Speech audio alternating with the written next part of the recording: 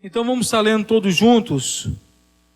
2 Coríntios, capítulo 10, versículo 1 ao versículo 18.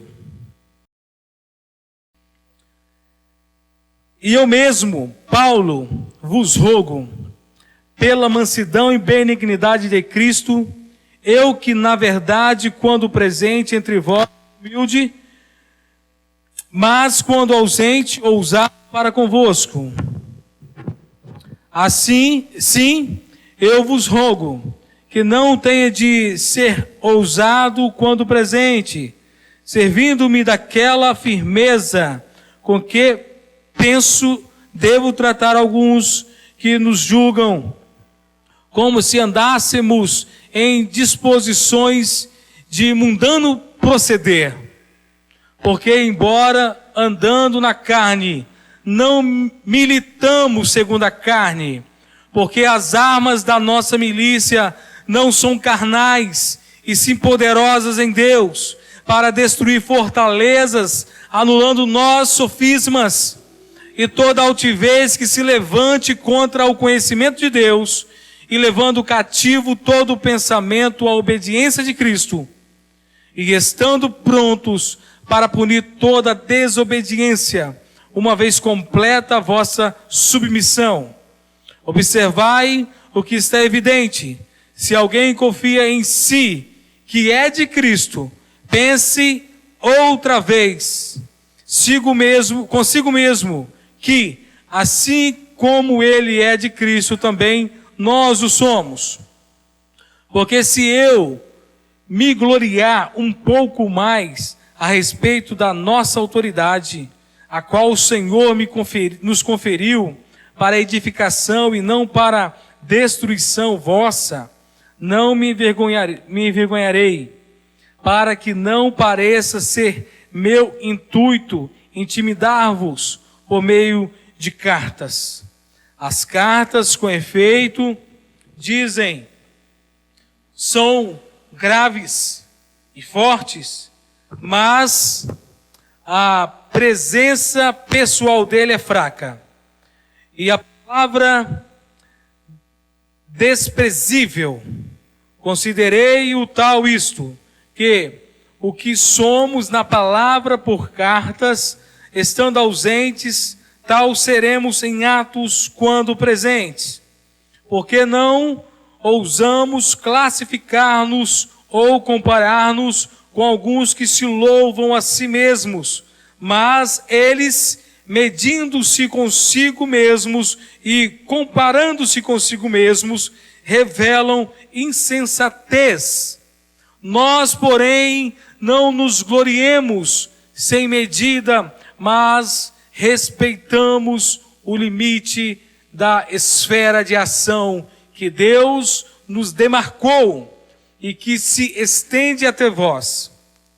Porque não ultrapassamos os nossos limites, como se não devêssemos chegar até vós, portanto que já chegamos até vós com o Evangelho de Cristo, não nos gloriando fora de medida nos trabalhos alheios e tendo esperança de que, crescendo a vossa fé, seremos sobremaneira engrandecidos entre vós, dentro da nossa esfera de ação, a fim de anunciar o Evangelho para além das vossas fronteiras, sem com isso nos gloriarmos de coisas realizadas em campo alheio.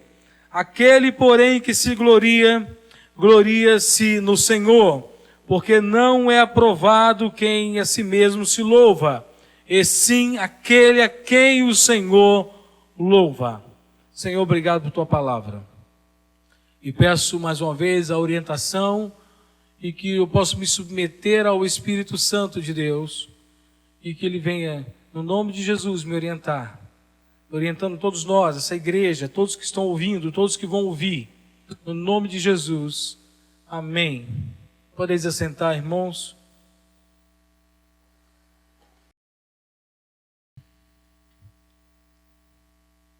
O assunto que eu quero tratar com a igreja é sobre verdadeiros líderes. Se nós formos olhar essa trajetória de Paulo com as igrejas, tanto de Corinto ou Coríntios, como de Éfeso, de Colossos, de Filipos, de Roma, Paulo foi um exímio evangelista ou missionário, que é a palavra mais apropriada para a palavra apóstolo, é aquele que faz missão, que sai na missão. Paulo, o papel dele sempre foi, o desejo dele sempre foi anunciar o evangelho em todo lugar que ele pudesse ir. Aonde o Espírito Santo o enviava, ele estava indo. E o papel e a vontade de Paulo era estar pregando na Europa, anunciando o evangelho na Europa.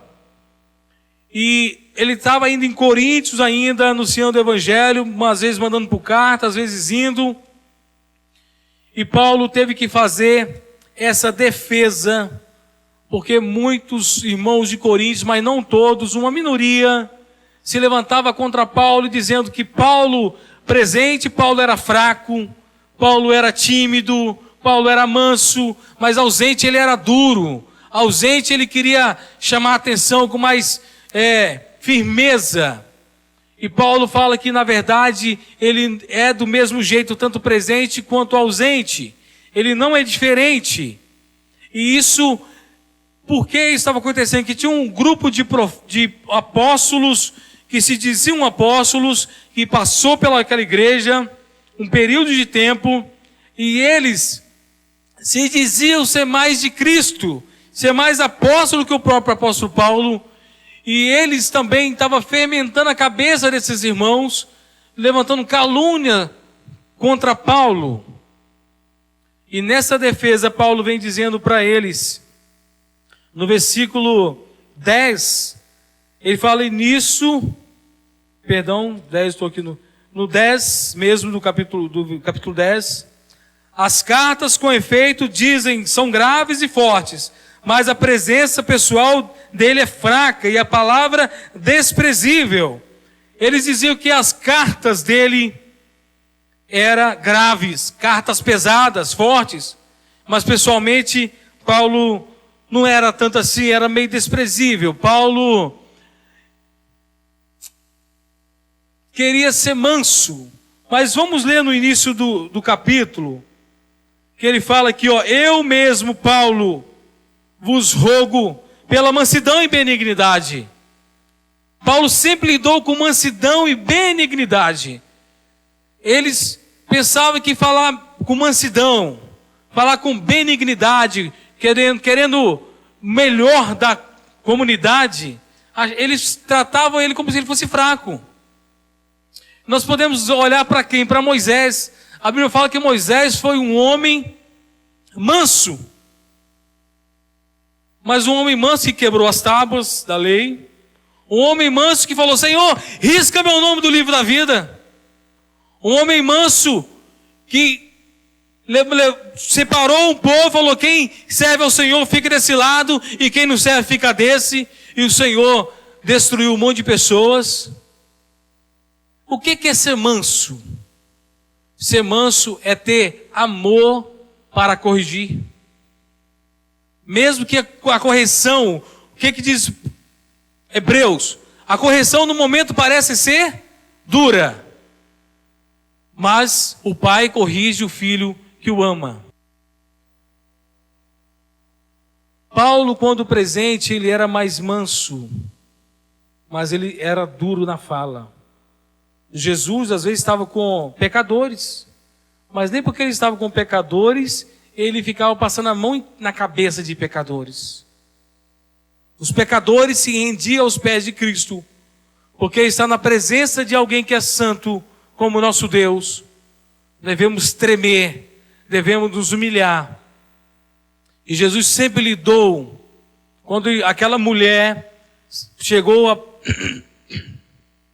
trazida pelos homens, sendo acusada de prostituição ou de adultério, Jesus levanta uma questão, aquele que não tem pecado, lança a primeira pedra. Ele foi manso, mas foi severo.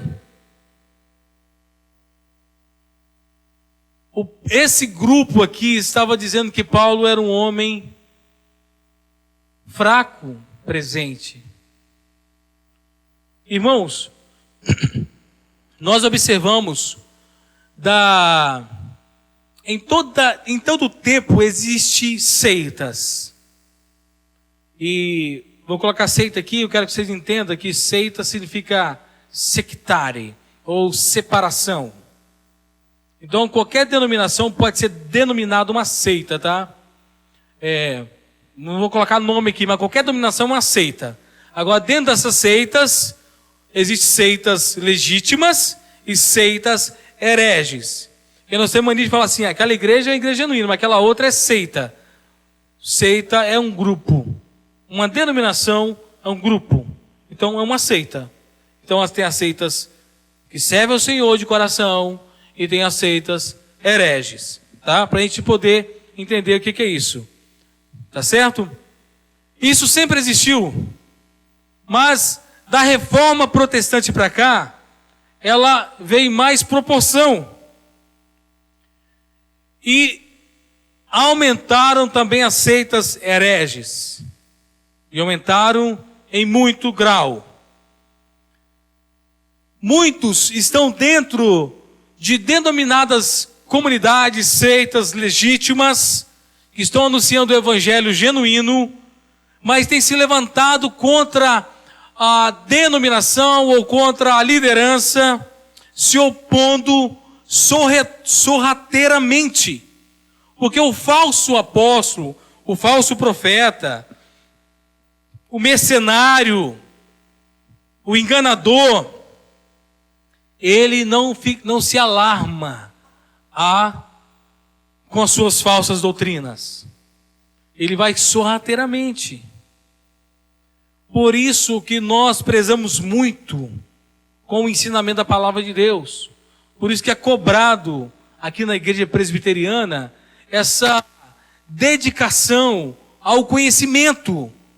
O que disse Jesus, ou disse Deus, lá no Antigo Testamento? Devemos amar a Deus como? Amar a Deus sobre todas as coisas. Mas o que? Com força.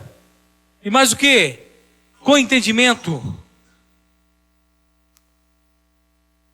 Ter amor por Deus, amor pela obra de Deus, uma paixão pela obra de Deus. Mas se não tiver entendimento, não vai muito longe. Vai até aquela paixão ela acabar. Porque se não tem conhecimento, aquela paixão não mantém firme. Aquele fogo não fica aceso. O que mantém aceso é o conhecimento. O conhecimento é que nos liberta. O conhecimento é que nos leva a ter motivação para continuar. Nessa igreja de Corinto tinha muitos irmãos que tinham conhecimento. E Paulo fala muitas vezes que vocês são um povo que sabe. Vocês sabem das coisas. Mas tinha um grupo que era levado por situações adversas, por adversidades. Nós precisamos buscar conhecimento da palavra de Deus. João 5 fala que o povo, que é na palavra de Deus, que é nela que nós temos vida eterna. É pela palavra de Deus que nós encontramos vida eterna. O povo sofre porque falta conhecimento. Há um sofrimento muito grande em muitas comunidades, muitos irmãos. Tem irmãos que não amadureceram ainda dentro da comunidade, só vivem reclamando. A vida dela é uma vida de lamúria. Eu imagino, porque eu também já senti assim, sempre com aquele peso no coração, não tem? Aquela dor no coração.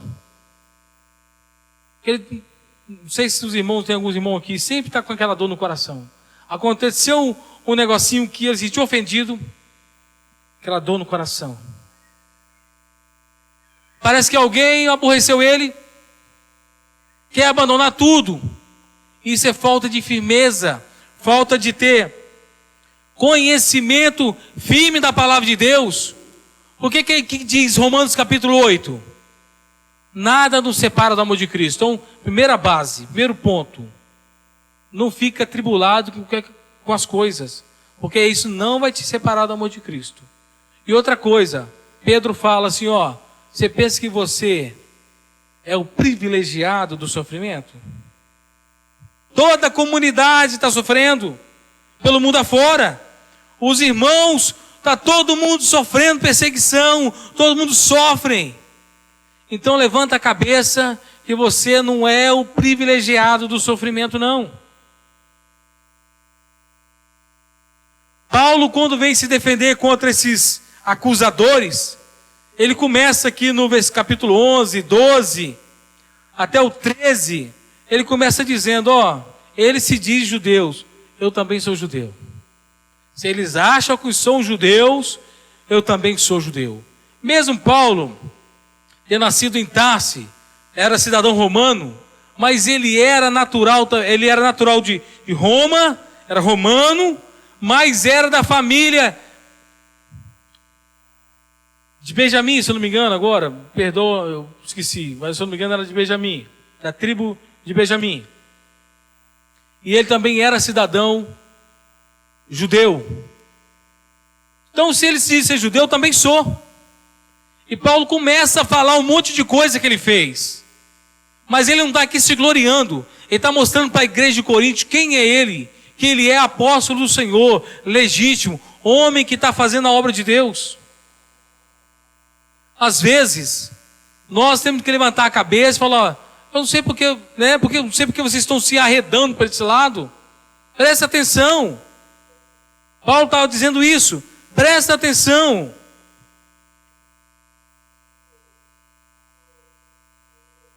Quando um líder genuíno está anunciando o Evangelho de Cristo, ele mostra a realidade.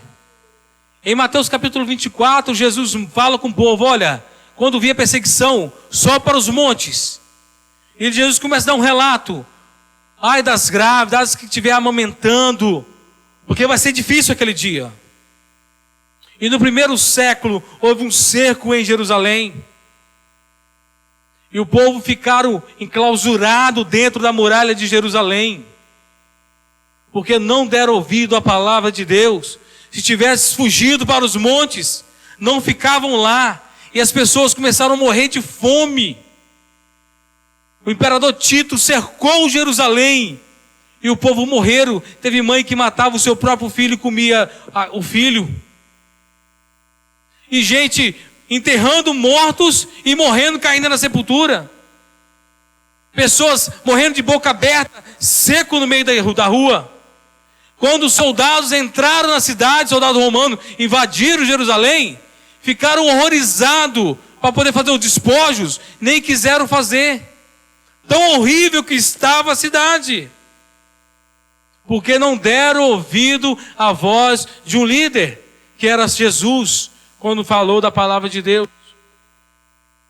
Moisés, quando estava no deserto, o seu sogro orientou para ele administrar melhor o povo, separar grupos de 1 para tratar com Moisés, de 10 para tratar com alguém que tinha um conhecimentozinho melhor, de 50, de 100, de 1000. Coisas mais banais, vai lá para o de 1000. O de 1000 resolve tudo uma pancada só. Coisas mais difíceis vêm para cá. O pastor, o líder, ele está sempre tentando administrar melhor o rebanho do Senhor. Tem os falsos profetas, tem os falsos líderes. E como distingue os falsos profetas e os falsos líderes? Os falsos profetas profetizam e a profecia deles também acontecem. Os falsos líderes falam coisas que parecem ser verdade. O que a igreja precisa fazer nisso tudo? Conhecer o Senhor e prosseguir em conhecer o Senhor. Viver uma vida pautada na palavra de Deus, não ser levado por vento de doutrina. Imagina que chega alguém agora aí e começa a dizer que o mundo vai acabar porque ele acabou de descer do céu. E você vai começar a chorar E se ele falar que é um anjo, então você vai começar a glorificar a Deus. E a Bíblia fala que até se um anjo descer do céu e pregar um evangelho que vai além desse, é maldito. Paulo, mostrando para o povo de Coríntios que a liderança dele era uma liderança pautada no Senhor. Era uma igreja que Paulo amava. Paulo plantou muitas igrejas, mas também uma igreja também que se a igreja fizer cair o cabelo da cabeça, Paulo era mais calvo do que eu. Meu cabelo não caiu por causa da igreja não, tá? Mas trouxe muita dor de cabeça. Aí eu imagino a igreja de Coríntios, irmãos, querendo fazer um paralelo, acho que é muito parecido com a igreja presbiteriana de Sarduá. Vive no meio de um povo muito idólatra.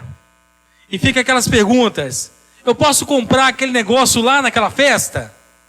Eu posso ir lá e participar? Eu posso comer aquele frango lá? Muitos fazem essas perguntas.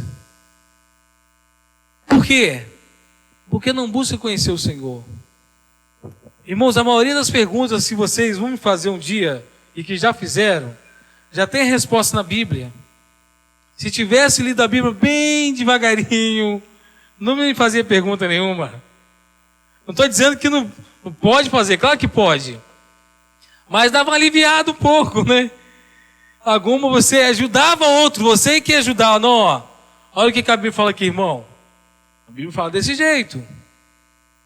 Então, nós precisamos buscar conhecer o Senhor cada dia e viver uma vida genuína, porque os líderes falsos, eles saem de dentro da igreja e muitos estão externos, fora da igreja, anunciando aí, parecendo com igreja, mas todo mundo percebe, não é igreja.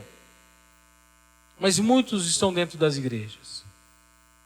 Esses dias eu vi no Facebook dizendo que uma ex-bruxa falando que a bruxaria está enfiando dentro da igreja para derrubar a igreja.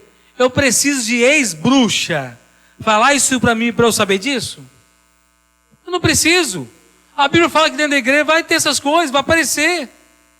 E fica aquele monte de gente que não lê Bíblia, que não vai na igreja direito, não cultua, e fica aí com um monte de caramiolas na cabeça. Paulo aqui, ele estava defendendo o seu ministério, porque esse grupinho aqui dizia que Paulo não tinha firmeza em presença. Ele parecia ser um homem fraco. E falou ainda que no versículo 2, que ele tinha hora que ele parecia que ele era mundano. Agia como se fosse mundano, tinha disposições mundanas, pecaminosas. Porque Paulo fala aqui no versículo 3, embora andando na carne, não andando mundanamente, andando na carne, fisicamente, vivendo esse mundo aqui que nós vivemos. Mas nós não lutamos com as armas da carne. Nós não usamos escopeta, explosão nuclear, mísseis, não usamos isso. O que ele diz? Porque as armas da nossa milícia não são carnais, e sim poderosas em Deus, para destruir fortalezas, anulando nossos sofismas. De quem a gente lembra aqui? Qual o episódio na palavra de Deus que a gente lembra que foi derrubado um muro gigante, que tinha casa em cima do muro, sem nenhuma arma?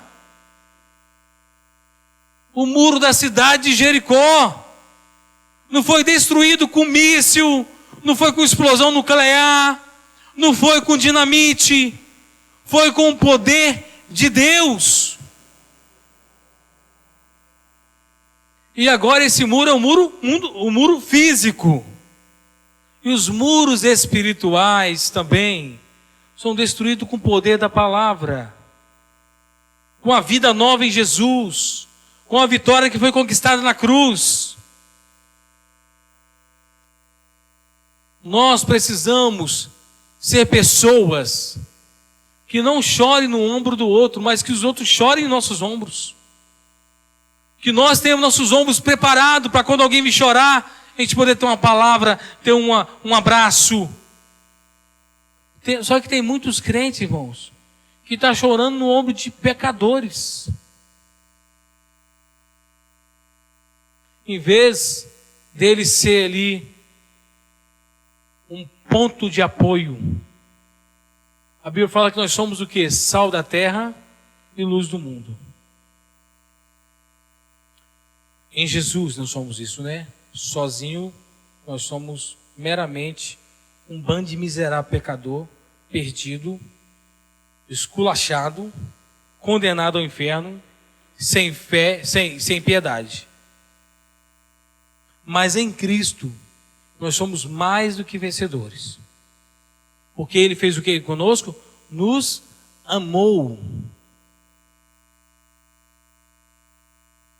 Se nós somos em Cristo mais do que vencedores, nós temos que ter algo para apresentar para esse mundo. Algo diferenciado. E é o que Paulo está dizendo aqui. Vocês estão pensando que as nossas armas são armas carnais? As nossas armas são armas espirituais.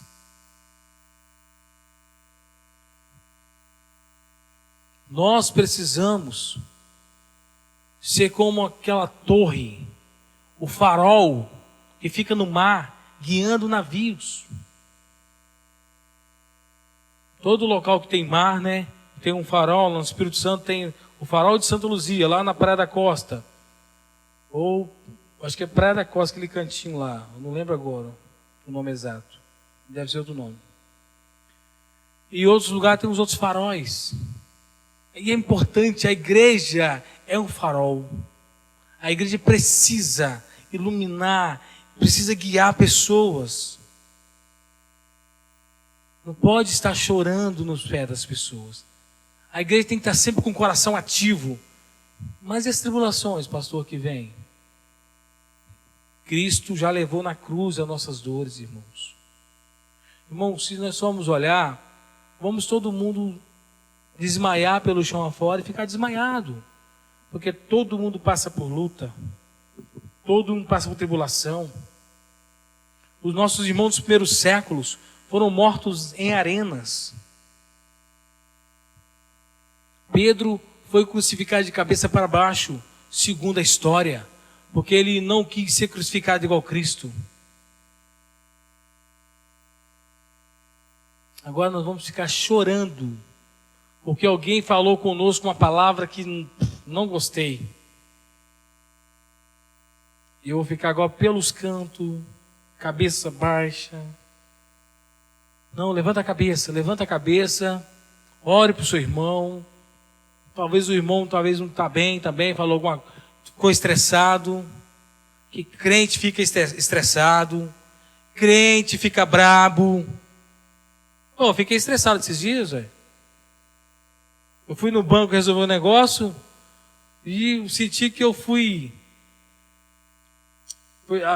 fizeram hora com a minha cara. Você quer ver esse careca aqui estressado? Não é fácil. Não queira ver. Eu tenho que clamar a Deus, buscar o Senhor, pedir o Espírito Santo para me controlar, respirar e falar, vamos resolver as coisas então. Porque é muito difícil. A natureza é nossa, mas as nossas armas são quais? Espirituais. Então se eu for deixar ser levado pela minha natureza, não tem aqueles irmãos que falam assim, pastor, mas é minha natureza. Mentira. Olha o que Paulo fala aqui. Que a nossa natureza tem que ser levada cativa. Tem que ser levada diante de Deus. E toda altivez que se levanta contra o conhecimento de Deus, e levando cativo todo o pensamento à obediência de Cristo, e estando prontos para punir toda desobediência, para uma vez completa a vossa submissão. Nós temos que levar cativo, pedir ao Senhor para levar cativo aquilo que nos impede de servir a Cristo de verdade, pensamentos, soberbas, coisas que é da natureza humana. Não, esse é o meu jeito. Eu falava assim. Na hora de explodir, eu explodia com qualquer um. Dentro de casa, com filho, com mulher, com pai. Eu já fui assim. Não, é minha natureza, é minha natureza. Não é. É falta de dobrar diante do Senhor a nossa natureza. E levar cativo diante do Senhor. E deixar Deus nos dominar. Porque quem tem o Espírito Santo tem amor, tem paz, tem bondade, tem longanimidade, tem benignidade, fé, mansidão, fidelidade e domínio próprio. O Espírito Santo gera esse fruto em nós. Ser cheio do Espírito Santo é também dar glória a Deus e aleluia. Mas é ter uma vida pautada na palavra de Deus. Ter amor para com o seu próximo. Você fica irado? Fica. Mas leva cativo sua ira. Coloca diante do Senhor. Eu já fiquei irado várias vezes dentro de casa. Já fiz coisa que eu assim, não, isso está errado. E às vezes eu pensava, não, isso aqui é na minha natureza. Mas não é. É falta de dobrar diante do Senhor e clamar a Deus. E aí eu volto à minha palavra no início. Eu ficava com aquele coração, sempre aquele coração ardido. Alguém já sentiu um ardor assim no coração? Parece que nunca sarou aquele ardido do coração. É que é tristeza isso. Essa tristeza é falta da paz de Cristo, que excede todo entendimento. Nossas armas não são carnais. Esse povo que se levantava contra Paulo, dizendo essas coisas de Paulo, eles tinham essas picuinhas no coração. Sempre um coração choroso, um coração fraco, debilitado. É só quem está com problema que leva problema para o outro. Quem está bem, não leva problema para o outro. Quem está bem, leva alegria. Quem fica caçando problema com o outro, porque ele está cheio de problema. E agora é a hora da igreja estar bem, feliz. Para quando vir um problema para cima dele, ele joga alegria para cima do problema. E Paulo começa aqui se defendendo, dizendo que o trabalho dele missionário é um trabalho que é guiado por Deus e tem limitação por Deus. É Deus que determina, Deus que coloca o marco e o tempo. Ele não resolve nada do seu jeito. Versículo 7. Observai que está evidente, se alguém confia em si mesmo, que é de Cristo, pense outra vez consigo mesmo, que assim como ele é de Cristo, também nós somos. Por exemplo, chega um líder aqui e fala assim, ó, o pastor Zé não é tão de Cristo não, eu sou de Cristo, entendeu? Eu vou aqui explicar um negócio, porque eu sou de Cristo. Talvez ele até seja, mas com que ousadia ele pode dizer que o outro não é? Se o outro está pregando o evangelho genuíno, a não ser que o evangelho que o outro está pregando é falso. Aí ele pode dizer meio que, João fala assim, ó, consultar o Espírito se é de Deus. Olha se os profetas que estão pregando, se eles têm os espíritos deles, a vida deles, é vida pautada no Senhor. Aí sim. Porque Paulo era um homem de Deus. Muitas pessoas, às vezes, desconsideravam Paulo, porque Paulo não era um homem que andava com riqueza. Apesar de ser muito rico, mas foi pregar o evangelho e saía de qualquer maneira, anunciar, dormia na rua, passou chuva, sofreu naufrágio. Então imagina uma pessoa que viaja muito tempo em estrada, pegando o sereno da noite, que ele já passou muita noite sem dormir, ele fala, já teve fome várias vezes, parecia um maltrapilho que estava chegando na cidade para pregar o evangelho, parecia um nômade, um mendigo, e muitas pessoas eles não valorizavam. Hoje não precisa tanto, você pode pegar um ônibus, sair mais arrumadinho, tem hotel para dormir. Naquela época não tinha tanto esse conforto, era mais difícil, as estradas muito empoeiradas. Então tinha pessoas que também desvalorizavam Paulo por causa da sua aparência. E, olha lá, Paulo não é tão crente assim não, olha a aparência dele. Então, Paulo deixa aqui, eu sou de Cristo. Se você diz que é de Cristo, eu sou, porque eu tenho anunciado o evangelho de Cristo, eu tenho feito a obra de Cristo e tenho vivido para Cristo. Eu prego Cristo crucificado.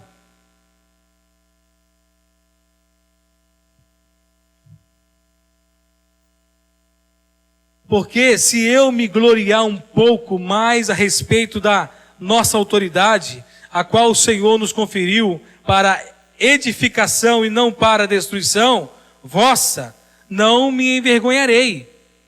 Aí ele falou assim, eu posso me gloriar em alguma coisa aqui, eu não tenho vergonha de falar. Porque o que eu estou fazendo aqui não é para destruição da igreja, mas é para edificação da igreja. E eu não vou me envergonhar de falar alguma coisa. No capítulo 12 ele começa dizendo que conheceu um homem que subiu até o terceiro céu, viu coisas inefáveis. Depois ele vem dizendo que teve um espinho na carne.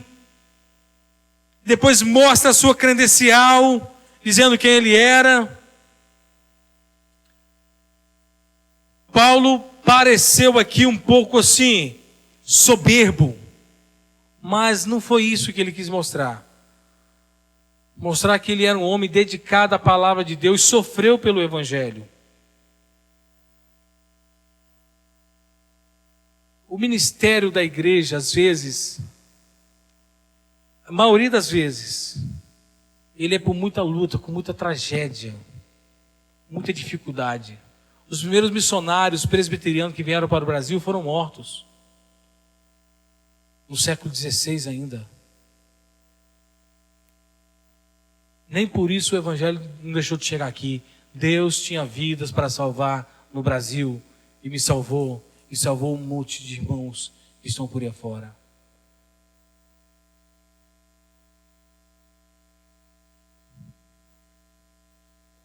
O verdadeiro líder, a preocupação dele é de deixar um legado.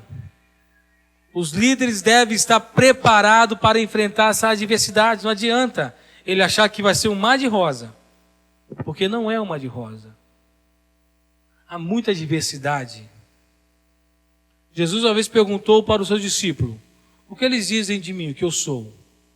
E aí uns responderam, um dia que você é profeta, outro dia que você é um dos... Elias. E aí pergunta para Pedro, Pedro, e você? O que você diz que você é? O que vocês acham que eu sou? Não para Pedro, né? E Pedro responde, tu és o Cristo, o Filho de Deus vivo. E Jesus responde, o que fez responder isso aí não foi você mesmo, não. Foi o Espírito Santo de Deus que habita em você. Porque você também é pedra. Você é uma das pedras vivas. Depois Pedro fala em sua carta que Cristo é a pedra angular, a pedra de esquina, a pedra de tropeço. E nós somos pedras vivas, pedras que foram edificadas em Cristo Jesus. Esse versículo trouxe confusão na história e gerou um problemão. E até hoje está aí, né?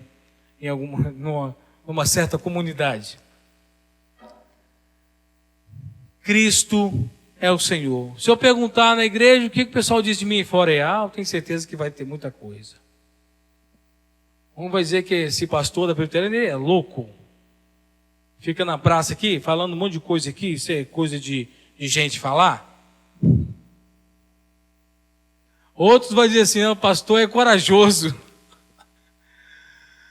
E cada um vai ter uma definição.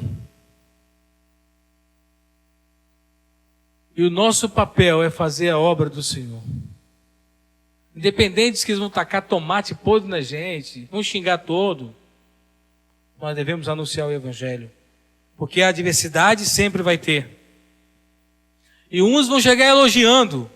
E esse aí você tem até que expulsar os demônios dele, às vezes. Porque lembra da mulher que quando Paulo passava mais Silas, a mulher, esses dois aí são homens de Deus. E Paulo volta de novo, tá a mulher lá falando. A mulher é endemoniada.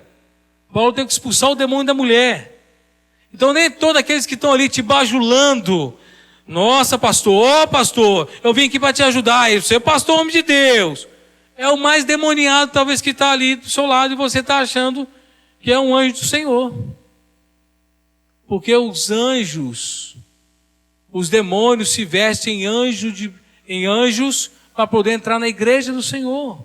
Transveste de anjo. Como anjo de luz, para poder entrar no meio do povo de Deus e fazer baderna. Os líderes devem agir corretamente diante das adversidades. Quando vem a luta, qual é a posição que Paulo tomou aqui? Paulo mostra a realidade para a igreja. Olha os versículo 9. Para que não pareça ser meu intuito intimidar-vos por meio de cartas. Aí eu li o 10 aqui. As cartas, com efeito, dizem, são graves e fortes, mas a presença pessoal dele é fraca e a palavra desprezível. Considere o tal isto, que o que somos na palavra por carta, estando ausentes, tal seremos em atos quando presentes, porque não ousamos classificar-nos ou comparar-nos com alguns que se louvam a si mesmos, mas eles, medindo-se consigo mesmos e comparando-se consigo mesmos, revelam insensatez.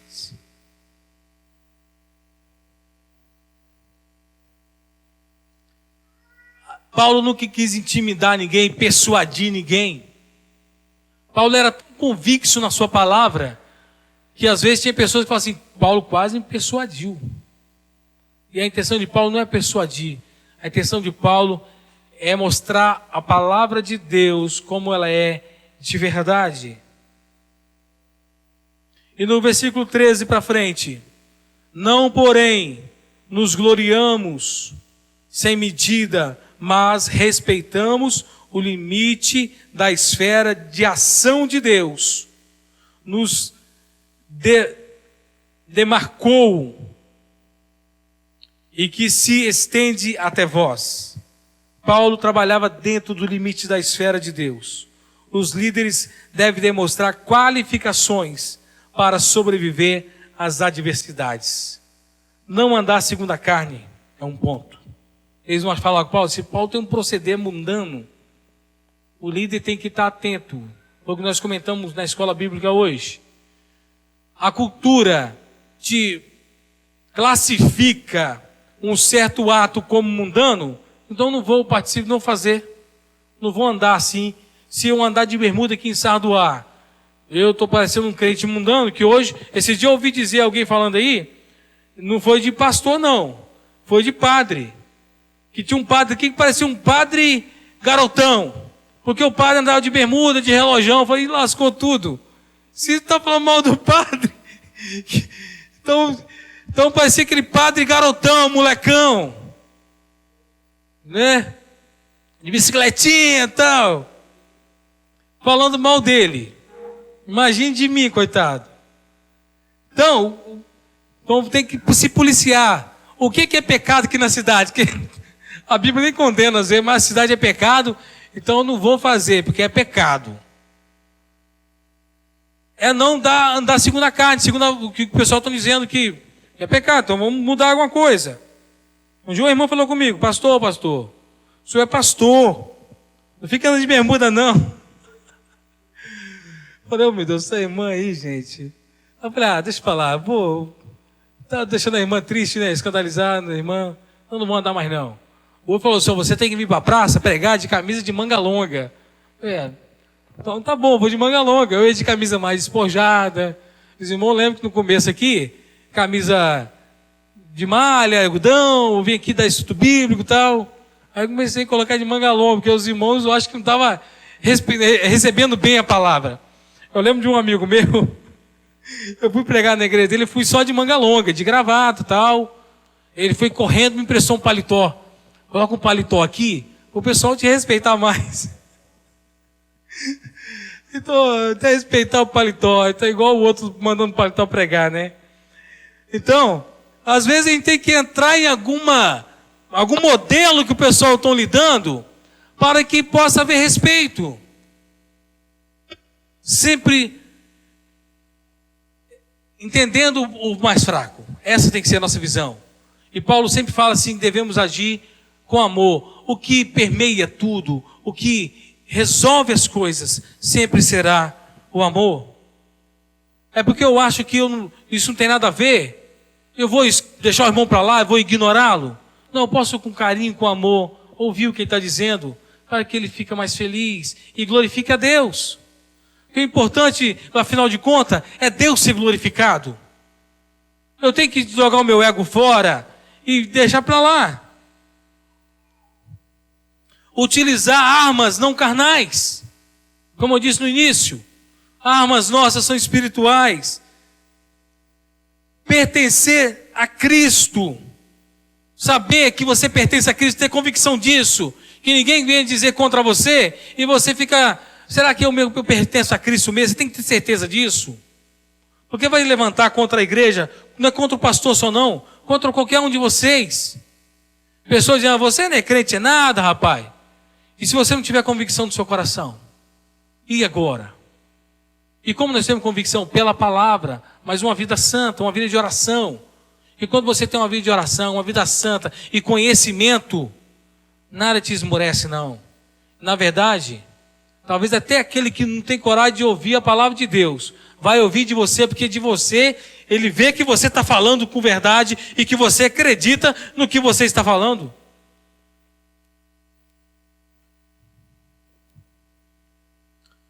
Proclamar o Evangelho. Precisamos proclamar. Todos nós temos essa responsabilidade de proclamação do Evangelho. E possui uma visão ampla de missão. Sempre está pensando em alguma coisa. Como eu devo fazer a missão? De que maneira fica melhor? Sempre olhando para a palavra de Deus. Sempre usando a palavra de Deus como a regra verdadeira, única. A melhor maneira de você anunciar o Evangelho, fazer missão. Biblicamente. E gloriar-se só no Senhor. Nos últimos versos... Paulo fala aqui do 14 para frente. Porque não ultrapassamos os limites. Eu li essa parte já, né? O 15. Não nos gloriando fora de medida nos trabalhos alheios e tendo esperança de que, crescendo a vossa fé, seremos sobremaneira engrandecidos entre vós, dentro da nossa esfera de ação, a fim de anunciar o Evangelho para além das vossas fronteiras, sem com isto, nos gloriarmos de coisas já realizadas em campo alheio. Aquele, porém, que se gloria-se no Senhor, porque não é aprovado quem a si mesmo se louva, e sim aquele a quem o Senhor louva. Paulo diz que tem um campo de ação. Tem um ministério para cumprir. Ministério às vezes aqui, às vezes lá em outro lugar. Mas ele sempre vai realizar esse ministério no Senhor. E não vai ficar se gloriando pelo que ele está fazendo. Porque é para o Senhor. Não é para ele. Eu posso estar hoje aqui em Sardoá e amanhã posso estar em outra cidade. Não sei. O ano que vem posso estar em outra. Mas sempre estarei alegre em anunciar o Evangelho. Eu posso estar, amanhã precisar descer em Valadares por algum motivo, e anunciar o Evangelho para o mais próximo de mim que estiver lá. E não vou me gloriar por isso. É minha obrigação, é nossa obrigação. Irmãos, você encostou perto de alguém, anuncie o Evangelho de Cristo. Não fica apenas marcando presença, não, sendo mais um na multidão, não. Anuncia o Evangelho. Viva o Evangelho. Anuncia vivendo. Se for necessário falar alguma coisa, você fala. Porque alguém sempre vai olhar para a gente e vai falar alguma coisa antes de você falar.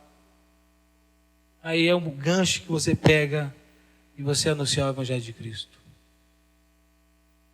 Vamos ficar em pé e vamos agradecer a Deus por esse momento.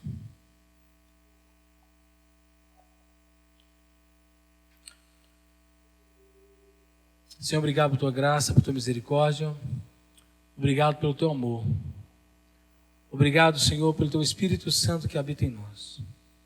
Obrigado por essa noite, por mais uma semana que inicia-se hoje. E que no decorrer dessa semana possamos estar sempre com o coração alegre, coração temente, com o coração contrito e com a mente voltada ao reino do Senhor, querendo sempre ter uma estratégia de anunciar o Evangelho para alguém. Porque sabemos que sempre vai ter luta, sempre vai haver perseguição, sempre alguém vai dizer da nossa casa que nós não somos crentes em coisa nenhuma, e é hora de nós dobrarmos diante do Senhor e olhar onde é que nós estamos errando. Porque essa pessoa está dizendo que eu não sou crente, e pedir perdão ao Senhor e mudar de vida. Eu que te agradeço por isso e peço também no nome de Jesus. Amém.